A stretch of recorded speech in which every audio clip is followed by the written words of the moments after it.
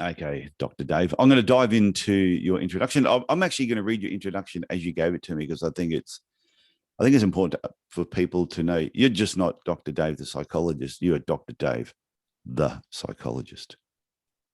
Thank you. Yeah. So, and you're a good friend. So here we go. Hi, I'm Tyson. Let me just get the microphone right. Just didn't sound right from my end. Let me just turn that up a little bit. Okay. Hi, I'm Tyson Franklin, and welcome to this week's episode of the Podiatry Legends podcast, the podcast designed to help you see, feel, and think differently about the podiatry profession. With me today is a good friend. His name is Dr. Dave Weiman. He is a psychologist, and he's president of Weiman Consulting, which is a leadership consulting firm in Philadelphia. And he's a certified performance coach through Johnson & Johnson High Performance Institute. And he also is certified in clinical hypnosis, which you're not going to do any hypnosis on me today, Dave. He's also no, because last time it didn't work out well. No, I'm still plucking feathers. Now he's the adjunct assistant professor at Widener University of Human Service Professions, and you also were on the University of Pennsylvania Medical School. Now, this is the part I think is really cool. You've appeared in Wall Street Journal, Business Week, Entrepreneur Magazine, Men's Health, Los Angeles Times, and to top your career off, you've appeared on the Podiatry Legends podcast. That'll have to go on. Save the best for last. I did. So, Dr. Dave, it is so good to have you on here. And today we're going to talk about lessons from the pandemic for podiatrists and other entrepreneurs, because I know there's other entrepreneurs that for some reason love listening to this podcast. They think podiatry, that they love learning what podiatrists are learning. They think it's really interesting. It is. It is so good to have you on here. I think they are lucky and fortunate that you let them eavesdrop on this. Yeah, well, I've got a lot of friends who are not podiatrists, and they say the Podiatry Legends podcast is one of their favorite podcasts. That's awesome. You do an awesome job, and I'm not surprised. But they said it always goes beyond just podiatry, of course. Yeah, well, they said the stories. When I have other podiatrists on, and they listen to career paths, and they said even though they're talking podiatry, I can relate to their stories. I can relate to the challenges that they've faced and them coming out the other end. So they really enjoy it. And that's why I started trying to split it like probably 50-50, having podiatrists and then bringing in some people outside of podiatry, because I think we need to hear from other people. And that's why you're here, Dr. Dave. Sure. Thank you. So we go back a few years. We met, I think it was 2015 was when we met. Okay. At Business Black Ops. Yes. Okay, so let's dive straight into this. Lessons from the pandemic for podiatrists and other entrepreneurs. What lessons have we learned or should we have learned? In preparing for the podcast, I feel like there's sort of three categories of takeaways from this. One is, what did organizations, and when I use that term, I mean podiatry practices, professional practices, entrepreneurial businesses. What did the organization learn about individuals during the pandemic? Yeah. The second category is, what did individuals learn about the organizations during the pandemic? And the third is, what did we learn about ourselves during the pandemic? Because both practice leaders, practice owners, and if somebody's listening to this who works for someone else, there's all these learnings that took place, and there's so we're looking at this from three different dimensions. What did the organization learn about individuals? What did individuals learn about the organization? And really, and what have we learned about ourselves? But now we're cresting at this moment this period where people are trying to figure out what to do in the post-pandemic period, and how do we make use of those learnings? And so that's really fascinating to me, because there isn't anybody who has gone through something like this who's in business and was in business 100 years ago, the last time there was a pandemic. Yeah. So it's new, but when I think of that third category, what did we learn about ourselves? A lot of people were alone during this. And if they had families, maybe they were staying at home with the families, or if they were going to the office, there may not have been as many people there as usual. And we probably spent more time alone or with just a few other people during this period. So I want to make sure that people think about what are the things I learned about myself that I'm going to use once we get around the corner of this? So when you're saying, like, going back, nobody in business now has lived through a pandemic previously and was in business then. Is there not a lot of documentation of how businesses reacted, or was more they talked about previous pandemics, but not the business side or personal side of things going back then? It just wasn't recorded. It's a wonderful question, and I haven't studied it. I haven't looked at it at all. And but I mean, there's tons of news reports, and I believe back in those days, it was more typical for cities like here in the United States. Many had multiple newspapers that came Yeah, out. Like there's a lot fewer newspapers now, but there's more instantaneously available data. And there's the Zoom, for example, as a way of connecting and doing business that didn't exist before. But I wish, that you've asked a great question, because I wish I had gone back and thought to look at what were people learning back then, how were businesses coping with this back then. And maybe things haven't changed very much, because separating, masking, and keeping people apart who were sick was yeah. very much part of that picture. That I do know. But really good question.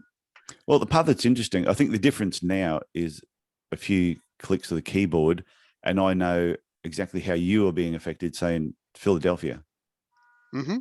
but with the pandemic, with the coronavirus, and you can do exactly the same. How is Cairns being affected? And a few clicks of the button, and you can see we're not being affected at all. Not right now, anyway. So Right. I think it's easy for us to see what's happening around the world and how other people are being affected. And I was down It's at a the really Gold, good point. I was Yep. at the Gold Coast a couple of weekends ago, and what was really weird, just walking through certain parts of the Gold Coast, which are normally hustling and bustling with businesses, they're all closed. Mm-hmm.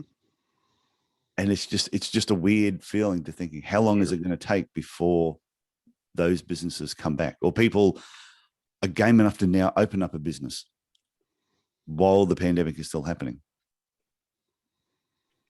So what did businesses think? What do you think organizations learned about individuals?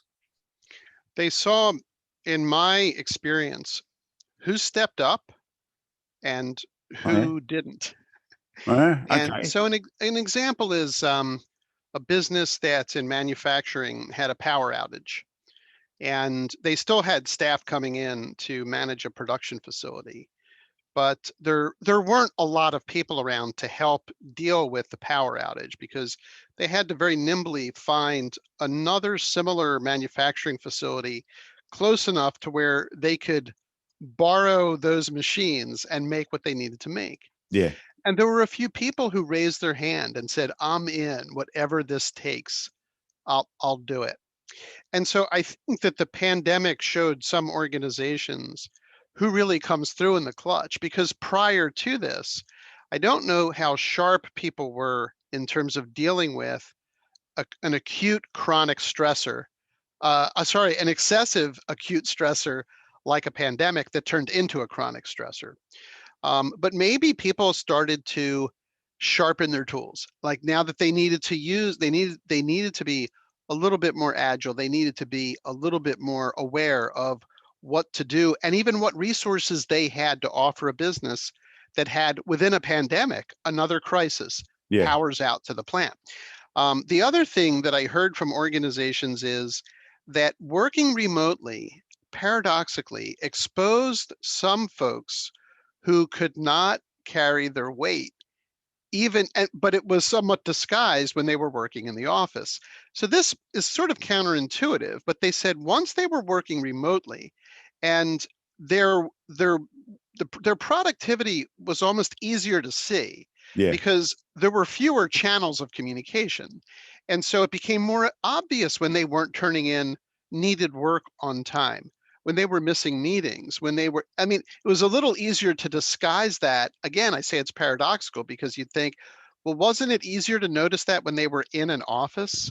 But it wasn't. And so that's an interesting finding, that some people noticed, hey, I kind of found Joe wasn't as available as I really needed him. So maybe all those times I'd, drop by and he seemed to be in his office working, he wasn't. He was doing something that wasn't work related.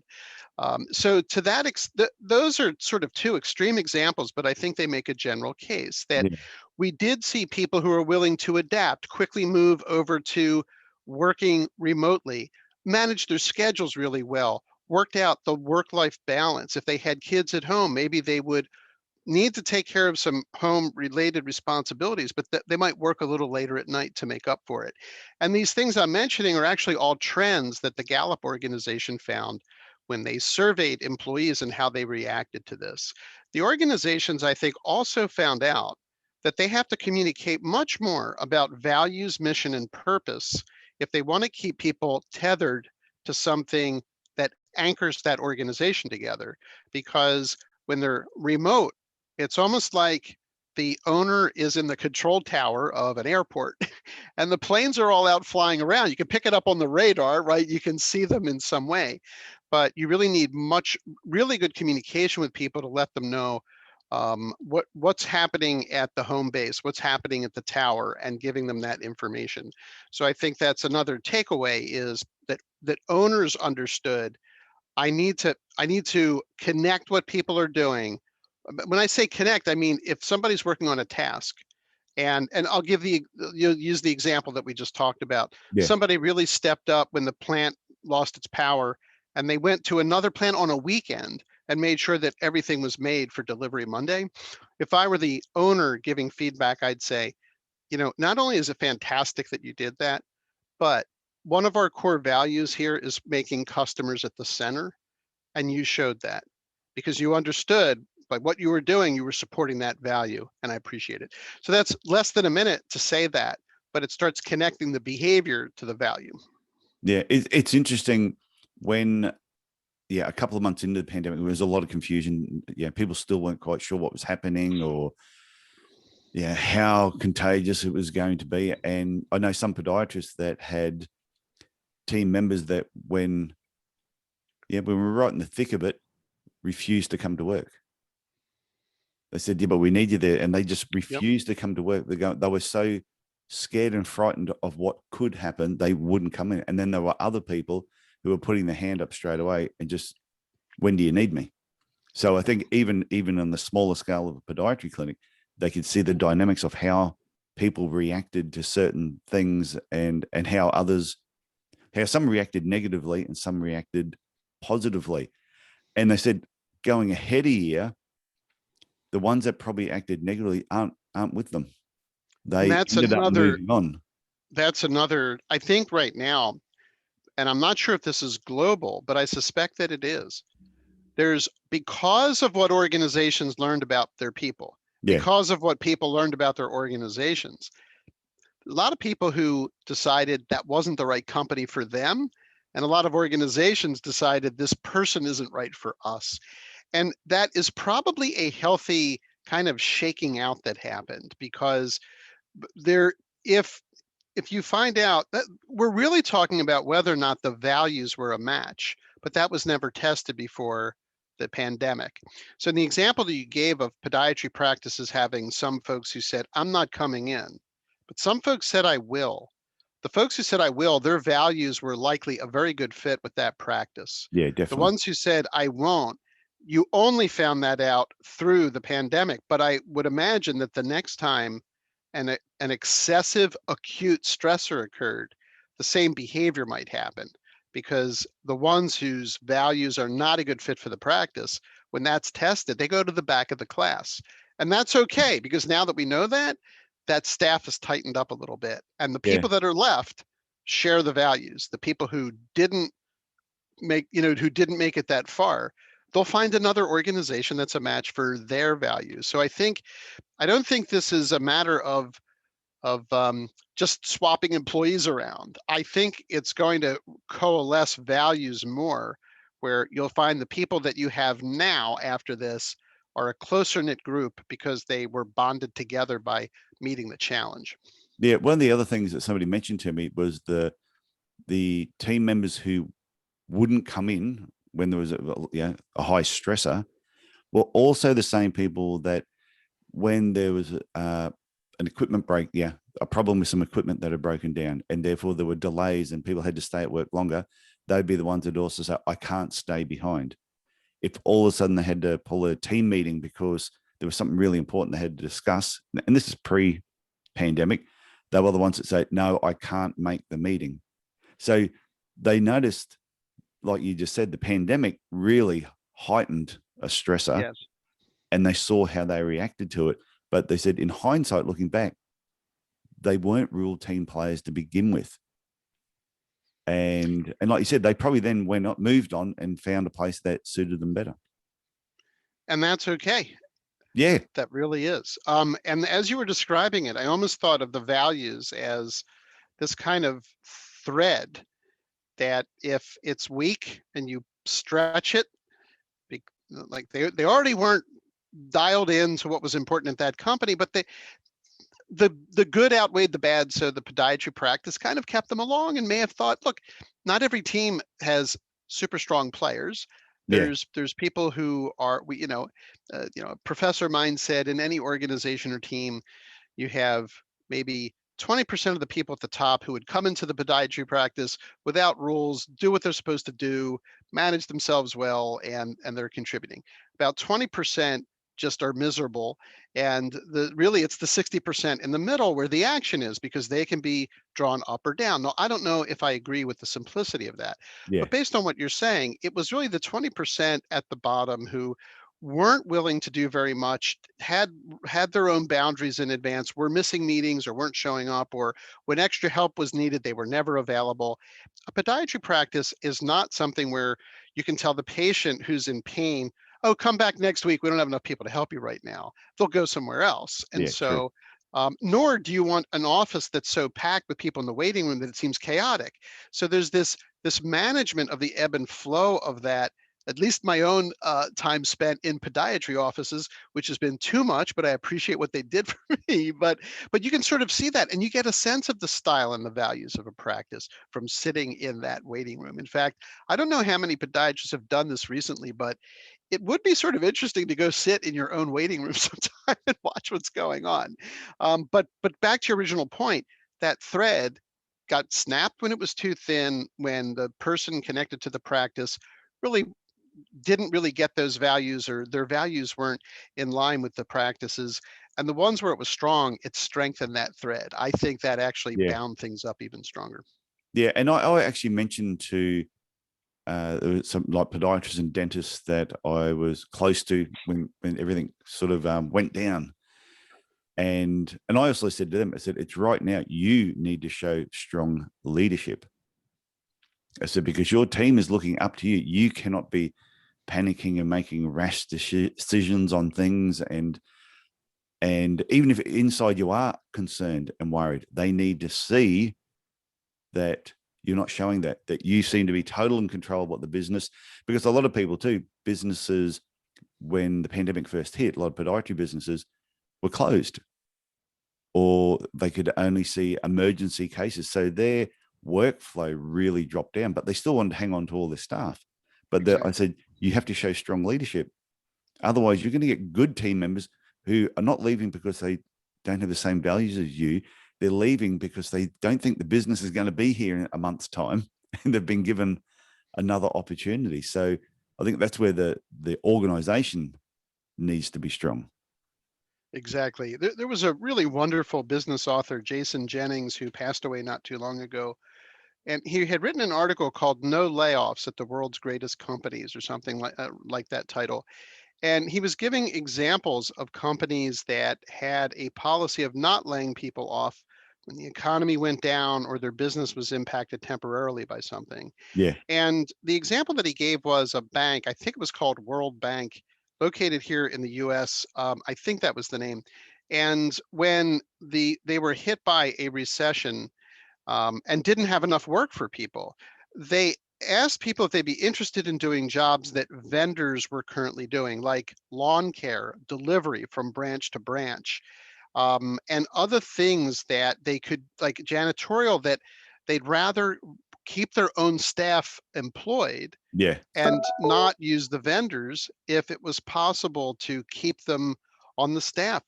And that creates a sense of loyalty among employees who understood, look, I'm really a teller, I'm not really a driver, but they're doing this so I'll keep a paycheck. And I think Nucor Steel was another example of that, where when times were bad, and I'd have to check the references, and people might look this up, but that company worked it out so that nobody was laid off, but they almost had like a rotating system of who would take a furlough, like a day or something like that, as I recall.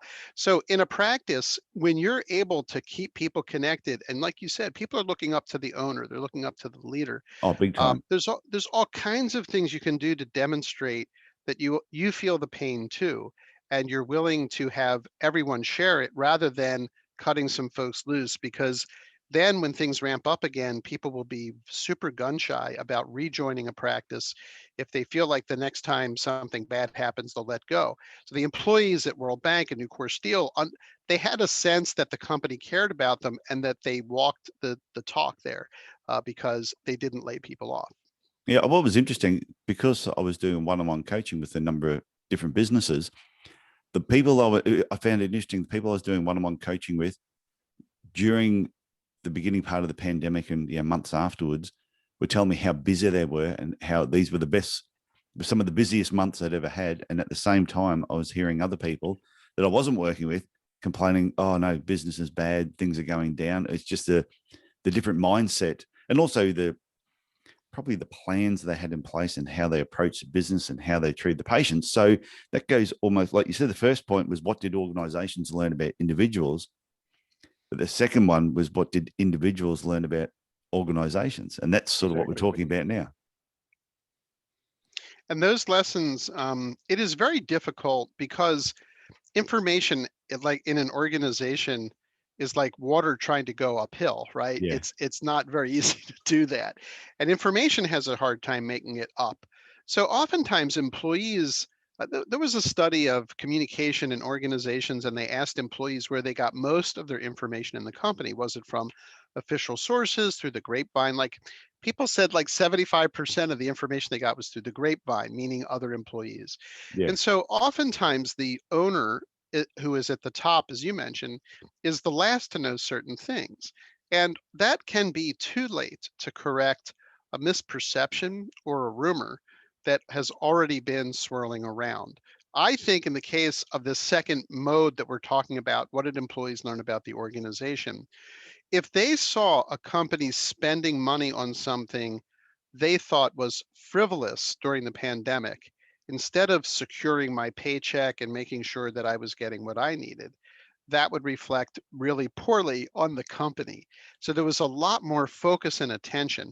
In a similar way that employers found it easier to notice when an underperforming employee was underperforming now that they were virtual, and it was a little more exposed and they were separated from other people. It wasn't as easy for team members to cover for them.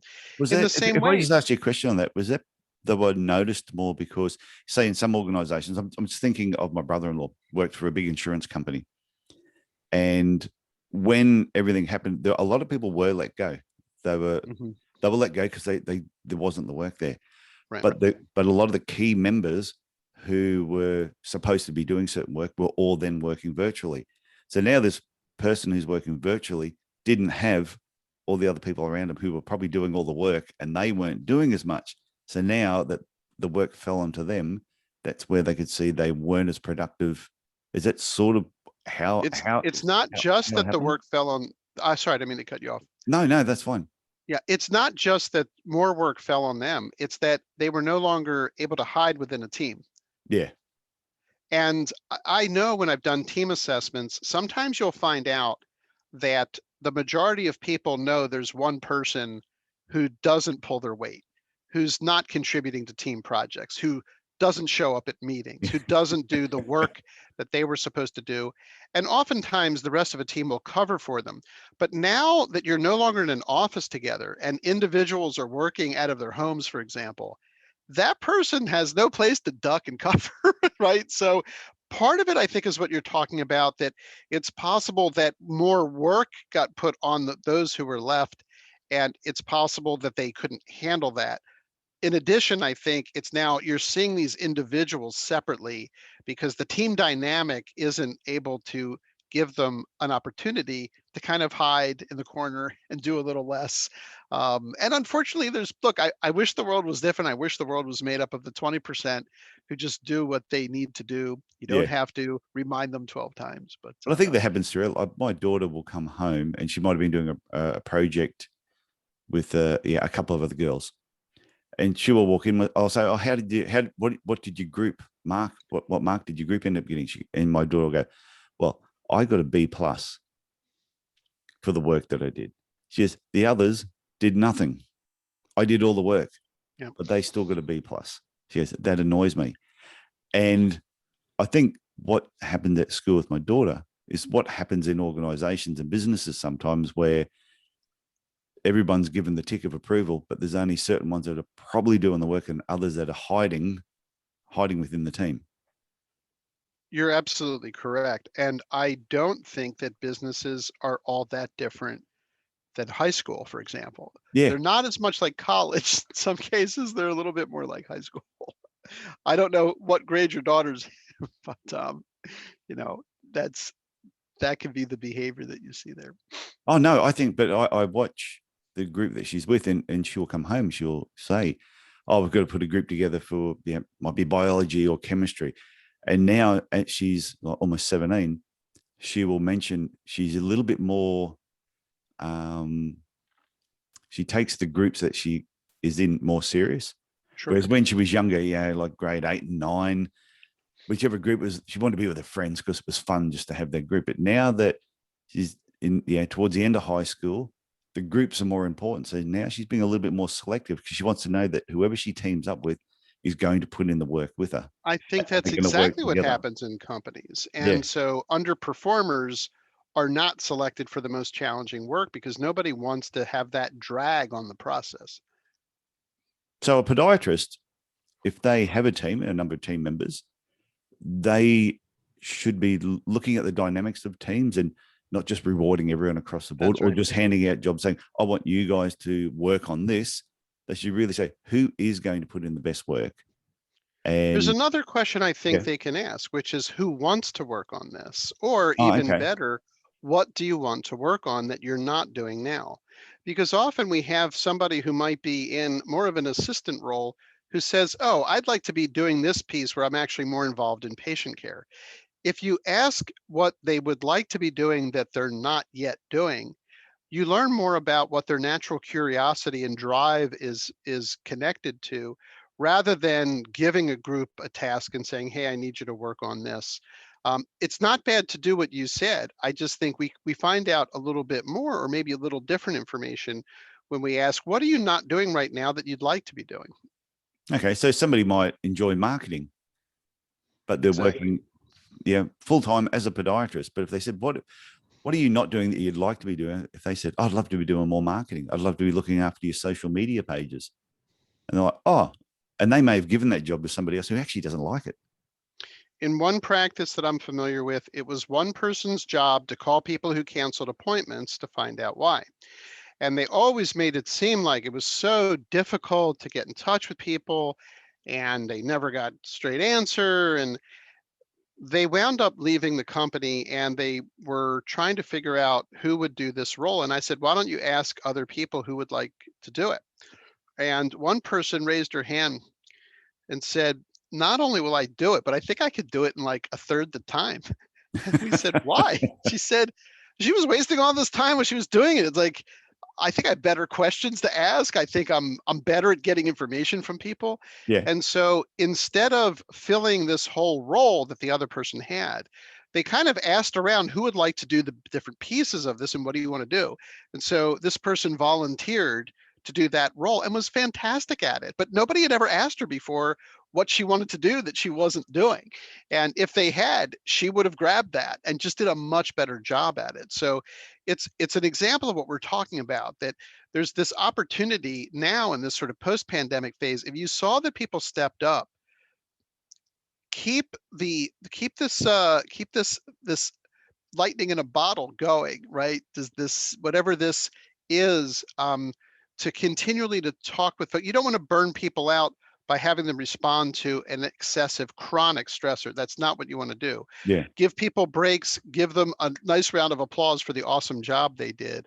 But realize that there are people who might regularly want to explore new areas of the practice, new challenges.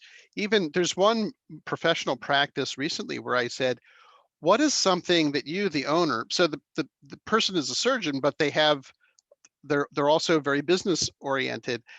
Um, One of the things that that surgeon doesn't have is someone who helps them do research about practices they could buy. They have to do that all themselves.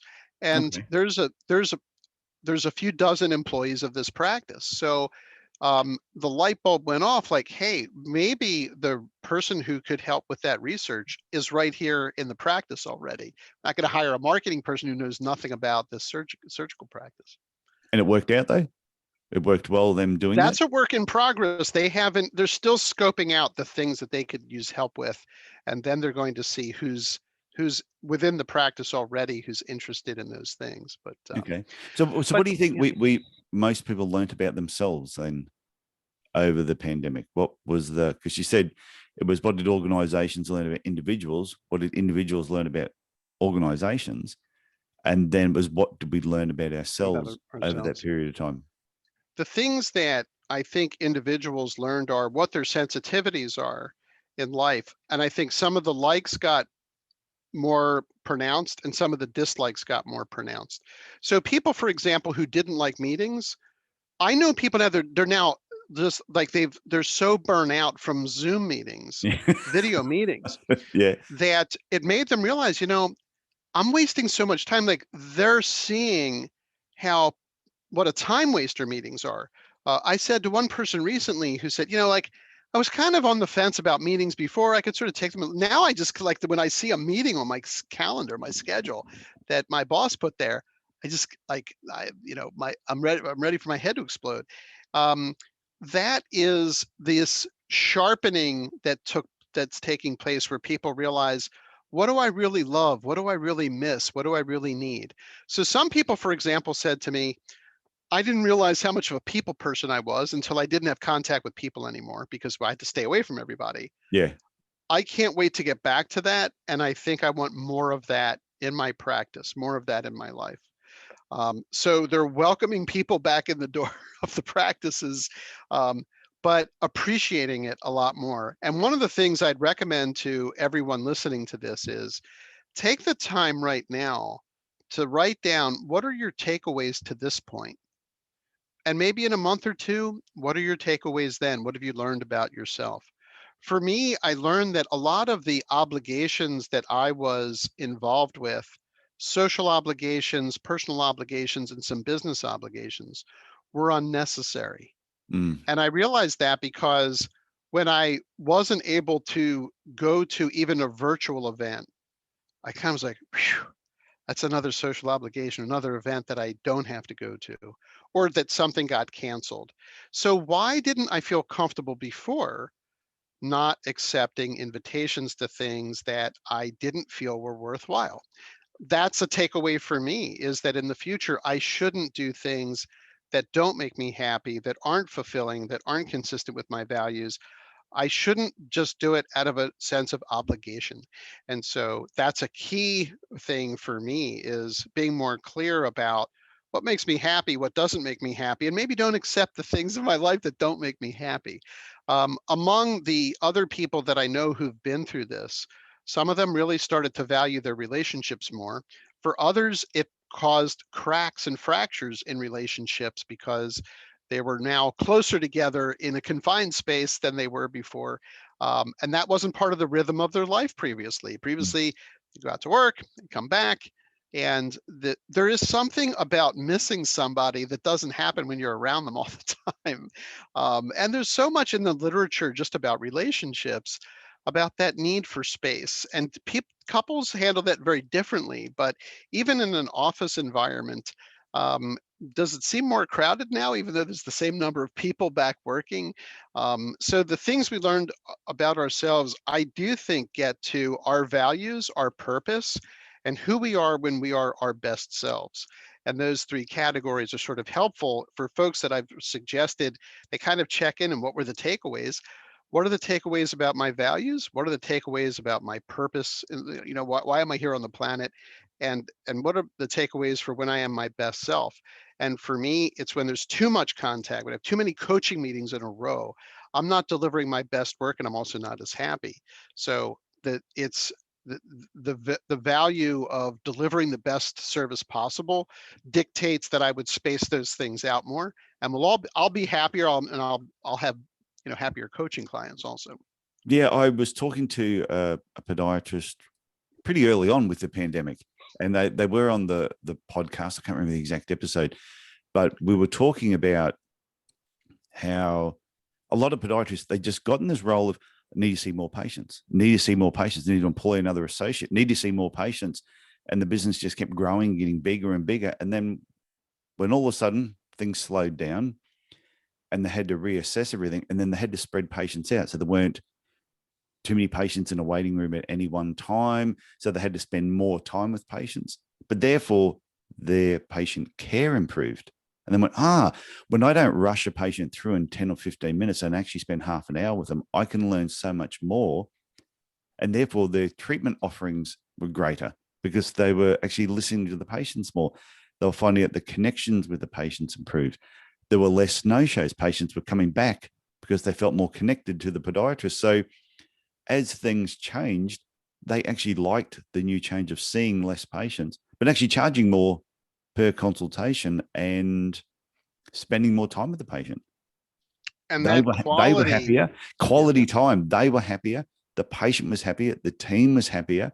They didn't have to do as much marketing because they didn't have to constantly be trying to bring in more patients. So I think that was a really key learning that particular podiatrist shared with me.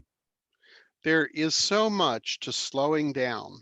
And I call this slowing down to speed up. If we don't like podiatrists and other professionals get stuck in this mode of feeling like they have to keep going faster and faster, when the opposite is true. And you just made the wonderful case for that. When you slow down, that's where connection happens. That's where people really start to pay attention.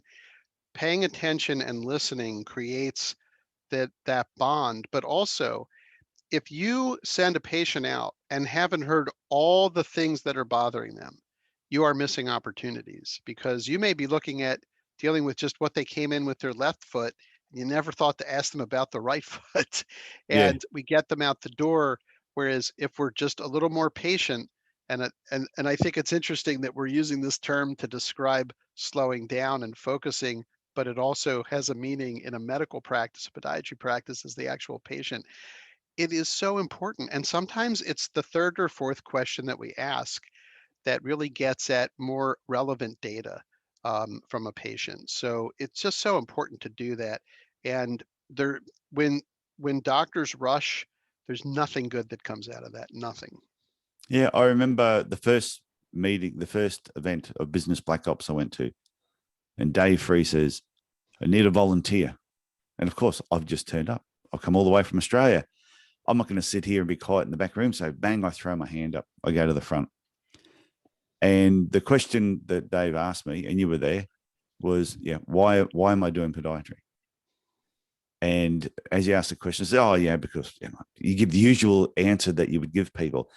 And then he said, and then I answered the next thing. And he dug deeper and deeper until all of a sudden he got right down to the core that I was doing podiatry because my father died when I was 17 and left us in financial ruin.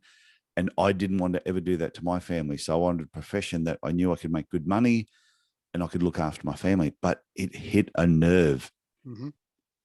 And I got so upset. And I remember walking out of that room, and you followed me. You came out and we chatted for about half an hour afterwards, which meant so much to me at the time. And we've been really good friends since then.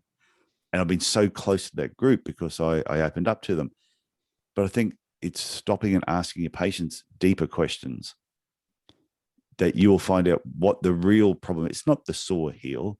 There's more to it than just a sore heel. There's how it's impacting their life. And I think if they feel that you understand them on that level, they're going to be more open to you sharing other problems and following your advice a little bit more. And it creates a sticky relationship where they would rather wait to see you if they had to than go anywhere else. If you commoditize your practice, someone will leave you because they found a cheaper price or the person was open on a Saturday. Yeah. And that is a race to the bottom. Yeah. Just doesn't work. The connection matters. And when you describe the connection that you had that day, all the things you described, it wasn't just with the person who was asking the questions, because you were looking out at all of us when you were answering. Oh, yeah. There was a connection among everybody. And when you do offer something from yourself, I don't know if you realized this when you did it, but it makes everyone realize they can do that too. And so there's a reciprocal piece there. I have always found when a physician shares a little bit with me, like, oh, I've had that too, and here's what I did for that. I don't find that to be inappropriate self-disclosure. I go, wow, okay, so they really do understand. Yeah. How many podiatrists, specialize in running injuries or running related things because they're also runners. But I enjoy running, and I saw a podiatrist who hates it. So basically he said, I wouldn't run anymore if I were you. He wasn't really paying attention. I would have been better off with a podiatrist who said, I understand that it puts a lot of pressure on your feet. Oh, by the way, the one that I saw who doesn't like it started drawing on a whiteboard in the exam room the pounds of pressure on a foot from running versus walking.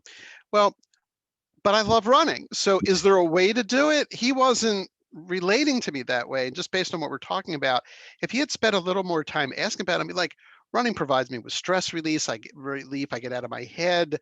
Is there a way to do it? And of course, now I've been doing the Jeff Galloway's run, walk, run method, which is a lot less kind of pounding and more of a shuffling style of running. But if a podiatrist had said that to me, I'd be going back there every 6 months for a checkup. And, that kind of connection is really important. And so the reflection on that people can make now is it's not just slowing down, it's in the service of connecting more effectively with the other person, with the patient.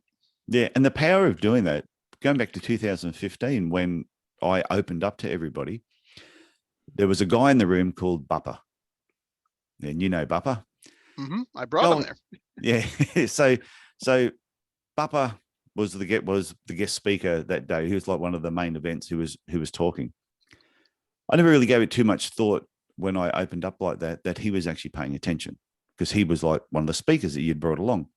Go ahead 4 years, and I'm going to Atlantic City. And I had to try and figure out how I was going to get back from Atlantic City back to Philadelphia airport. Bupper found out that I was in Atlantic City. He rings me up and says, do you need a lift to the airport? And I went, yeah. And I hadn't spoken to him in 4 years. Do you need a lift to also, the for airport? people listening to this, Bappa doesn't live in Atlantic City. He lives an hour and a half away, or almost 2 hours away. Yeah. So I just assumed, he must be in the area. So anyway, Bappa picks me up. And as we're driving 2 hours back to Philadelphia to the airport, I said, were you in the area? He said, no. He said, no. Oh, I'm sorry if I ruined the story for you. I'm sorry. No, that's fine.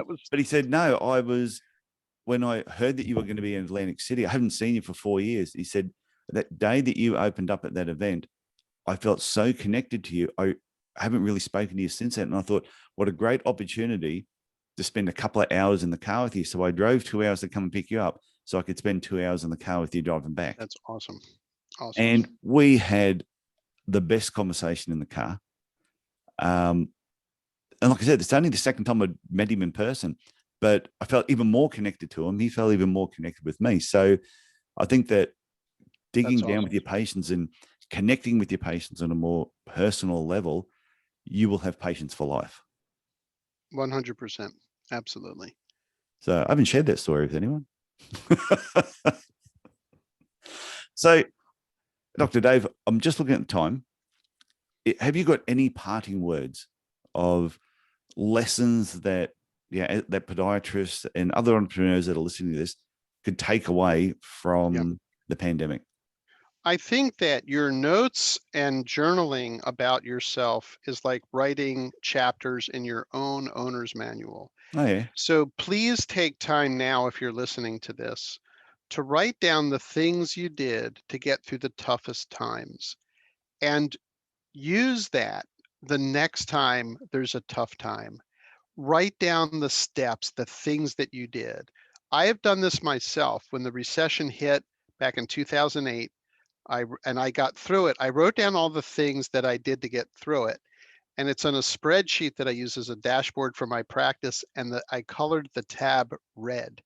And it says, stuck, read this. If you're stuck, read this. Yeah. And whenever I feel stuck, Tyson, I click on that red tab, because those are the notes I wrote to myself when things were really bad, that I can now, if I'm feeling stuck and I read those, it's like I left a note for myself for how to get out of it. So we can all do that. And I think this is a really wonderful time to do it. Write down the things that helped you get through this. What helped you get through the isolation? What helped you get through feeling like you weren't sure about the future? Who were the key people who were around you, who formed that core group that you really figured out, hey, these people can really help me get through anything? What role did faith play, or spirituality, or what inside of you really made a difference? What about your values got strengthened? That's a chapter in the owner's manual that in the future, when you get stuck, you can go back to. So I think that's a really awesome thing to do right now. And I think if everybody documented what they've gone through during the pandemic of COVID, in 20, 30, 40, 50 years time, if everybody has documented something about what they've learned through this whole situation, but the next generation will actually have something to go by. Like, we're looking back 100 years to when the last pandemic was, and you really don't know exactly what everybody was thinking and how they got through it. We're only going by the historical content, correct? Yep. Not the individual content. And this is stuff that you would then, I said that to my daughter. I said at the moment, I said, you're living through a historical time. I said that in 50, 60 years time, you're going to have your grandchildren asking you, yeah, Grandma, what was it like during the pandemic? I said, and if you can record those thoughts, you'll have the memories. The memories will stay with you forever. And the learnings. Perfectly said. Yep. The learnings will as well. So, Dr. Dave, I want to thank you for coming on the Podiatry Legends podcast. And I want to point out to everyone too, that Dr. Dave, if you missed it, was on before, back on, I think it was episode 64. Yes, here we go. And it was Purpose, Values, and Best Self. So if you missed that episode, go and check it out. I will put a link in the show notes. And you're also on It's No Secret with Dr. T. I think you're on there a couple of times. That's correct. Well, yep. So I might grab some of those recordings and re-release them on the show in coming weeks, because I don't know, every time I talk to you, I learn something new. And likewise, sir. It's always we're both open loops, so it's mutually beneficial. But I've had so many podiatrists say to me, we don't learn enough about psychology and dealing with patients and communication. So I just think tapping into your mind sometimes is just so valuable for anyone that takes the time to listen. You just reminded me, I taught in a family practice medical residency, and part of their curriculum is called, I think it was behavioral science or something like that. So the psychologist would partner up with the residents, and we would see patients with them, and then we'd give them feedback afterwards about that communication, that very thing that you're talking about. Yeah. And it really is super valuable. And psychologists and podiatrists, I've loved working with the podiatrists through Business Black Ops and through the connection with Rem Jackson. It's been really an outstanding relationship with you over the years, and I really appreciate you having me on today. No, it's been great. And I'm sure, like I said, I'm going to re-release some of your older episodes on It's No Secret with Dr. T, but I will guarantee you'll be back here at some time in the future, because I look forward to it.